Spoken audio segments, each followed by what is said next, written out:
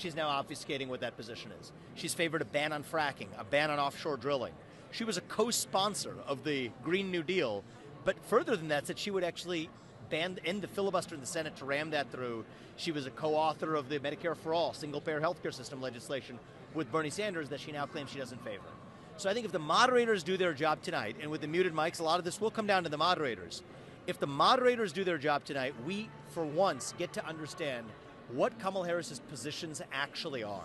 And here's where Donald Trump has a major head start relative to Kamala. You may or may not agree with his policies, that's fine.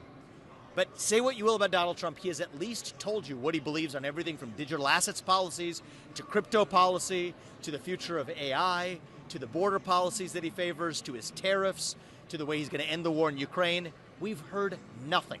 Crickets from Kamala Harris on those policies. And it appears, unfortunately, that this might be the sole chance that the American voters have to understand what Kamala Harris's positions are. I think a success for Donald Trump is a focus on those policies or the lack thereof from Harris.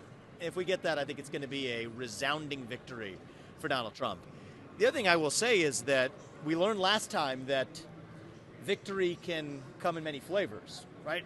Donald Trump's scale of success over Joe Biden last time around in some ways paved the way for them to swap out the candidate. So I predict that if Kamala Harris does underperform the already low expectations set for her today, I think we're going to see some even more aggressive tactics, maybe even some surprises from Democrats, maybe even some significant surprises in the next 2 months. That's what I believe.